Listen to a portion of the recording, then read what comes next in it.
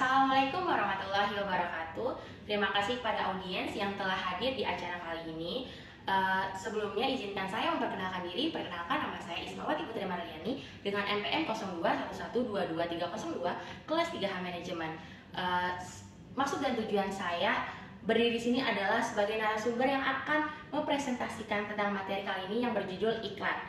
Sebelum kita memulai, saya punya pantun nih. Sarapan pagi dengan roti, bersiap-siap pergi bekerja. Sebelum masuk ke pembahasan inti, saya menyapa, apa kabar semua? Di sini saya akan mempresentasikan mengenai iklan. Sebelum itu, saya akan menjelaskan rumusan masalah dari materi yang saya akan berikan kepada kalian. Yang pertama itu ada definisi dari iklan, tujuan iklan itu sendiri, jenis-jenis iklan, masalah dalam membuat iklan, solusi terhadap masalahnya, dan manfaat membuat iklan. Nah, definisi sebelumnya ada yang tahu apa itu definisi dari iklan? Oke, jika tidak ada yang tahu, definisi iklan itu adalah iklan merupakan bentuk promosi atau pengenalan produk, jasa, atau layanan yang disampaikan melalui media tertentu. Iklan ini bertujuan untuk menarik khalayak umum agar mereka tertarik membeli produk ataupun jasa yang kita sediakan. Selanjutnya adalah tujuan pembuatan iklan. Yang pertama, membuat informasi. Maksudnya di sini adalah iklan itu ditujukan untuk memberikan informasi tentang produk yang kita iklankan. Yang kedua adalah membujuk. Membujuk di sini tuh maksudnya apa sih? Membujuk itu adalah gimana kita bisa membujuk para konsumen, jadi kayak pengen beli produk kita. Habis itu mengingatkan. Mengingatkan di sini maksudnya apa? Jadi iklan itu berfungsi sebagai mengingatkan para konsumen kalau kita tuh punya produk ini loh, kita punya produk ini, kita punya jasa ini, jadi sehingga diingat oleh konsumen. Selanjutnya adalah penambahan nilai. Dengan adanya iklan, tentunya akan menambah nilai yang membuat konsumen berpikir bahwa kita punya inovasi nih, di dalam iklan itu kita berinovasi gitu. Terus selanjutnya mendampingi. Mendampingi ini adalah sebagai pendamping yang memfasilitasi upaya-upaya lain dari perusahaan dalam proses komunikasi pemasaran. Ini saya akan menjelaskan tentang jenis-jenis iklan. Yang pertama, iklan berdasarkan isinya. Iklan berdasarkan isinya itu ada 4. Yang pertama itu iklan penawaran, di mana iklan itu bertujuan untuk menawarkan kepada konsumen biar mereka tuh membeli produk kami. Habis itu ada iklan layanan masyarakat. Ini biasanya iklan dari instansi-instansi kayak polisi ataupun badan-badan seperti badan BNN yang untuk tujuannya untuk mengedukasi para masyarakat. Terus yang ketiga ada iklan pengumuman, di mana iklan pengumuman ini adalah berisi himbauan untuk masyarakat. Habis itu ada yang terakhir itu pengumuman, di mana iklan ini tuh berisi tentang pengumuman secara pribadi yang emang biar orang-orang tuh pada tahu. Yang kedua adalah iklan berdasarkan medianya. Iklan berdasarkan medianya itu ada 2, yaitu media elektronik dan juga media cetak. Media ketiga adalah iklan berdasarkan tujuannya. Ada 2, yaitu iklan komersil dan non komersil. Iklan komersil ini iklan yang bertujuan untuk meningkatkan penjualan, sedangkan iklan non komersil itu bertujuannya untuk memberikan informasi kepada masyarakat. 4 adalah jenis iklan berdasarkan internet. Iklan berdasarkan internet itu iklan yang termasuk kategori jenis iklan online, di mana iklan ini tuh menjadi cara yang hemat untuk menarik pelanggan baru. Yang kelima adalah jenis iklan berdasarkan bentuk penyampaiannya. Ada 4. Yang pertama iklan spot. Iklan spot itu iklan yang bersifat tuh dia tuh sedikit, waktunya itu cuma sebentar, dan itu biasanya ada di televisi atau radio.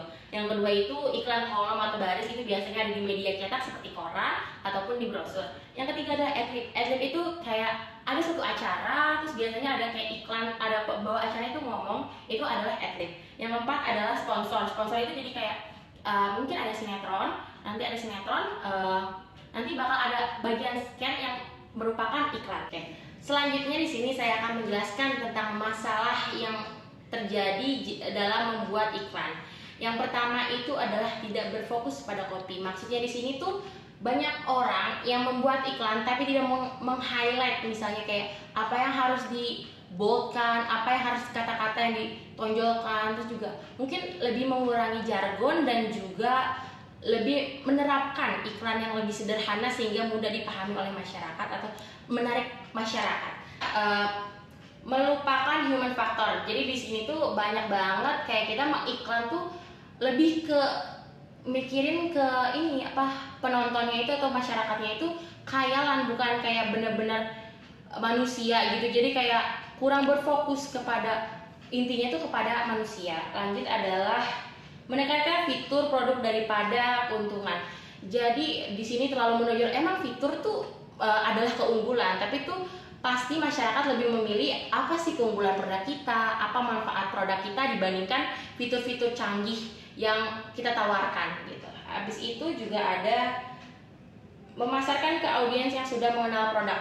Memasarkan ke audiens yang sudah mengenal produk sama aja kayak kita udah kenal terus kita kenalan lagi, kayak buang-buang waktu kita tidak menggunakan tools media sosial dengan efektif. Di sini kan media sosial menyediakan banyak banget tools, tapi itu kita makanya itu nggak maksimal gitu. Padahal kita bisa memaksimalkan itu juga untuk meningkatkan iklan kita atau traffic kita buat orang-orang bisa melihat iklan kita.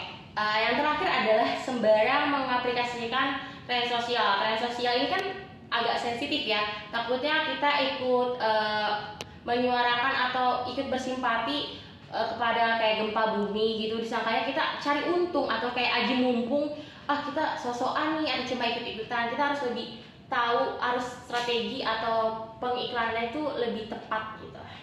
Jadi di sini saya akan menjelaskan tentang solusi masalah yang tadi kita bahas. Yang pertama tadi kan masalahnya adalah tidak berfokus pada kopi. Di sini kita akan lebih memperhatikan lagi apa yang harus kita highlight dalam iklan kita, apa yang harus kita sampaikan kepada masyarakat. Terus gimana, apakah ini iklannya terlalu berlibat apa enggak? Kita harus lebih menyederhanakan iklan kita agar mudah diterima oleh audiens atau masyarakat.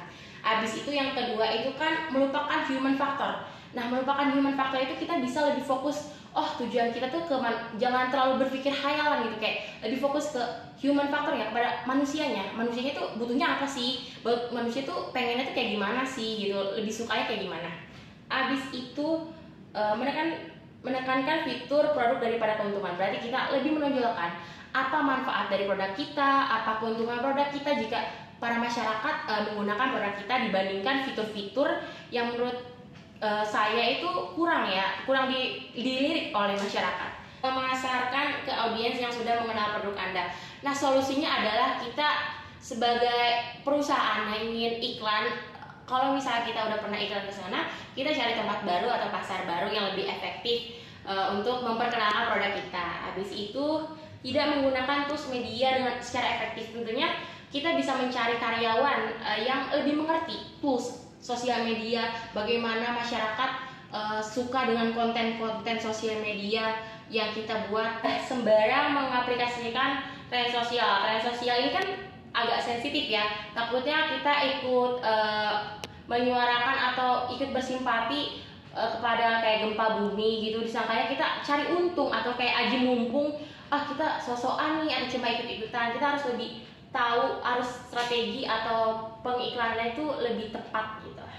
Akhir saya akan menjelaskan tentang manfaat dari iklan. Yang pertama adalah memperkenalkan produk baru ke pasar. Iklan ini sangat berguna ya bagi kita para pengusaha yang punya produk baru dan ingin memperkenalkan kepada masyarakat. Tentunya iklan sangat berguna untuk memperkenalkan produk kita kepada masyarakat sehingga masyarakat tahu bahwa kita tuh punya produk baru. Habis itu yang kedua adalah meningkatkan penjualan. Tentunya dengan iklan semakin orang banyak melihat iklan di mana-mana, di sosial media atau di koran ataupun dimanapun, di media apapun.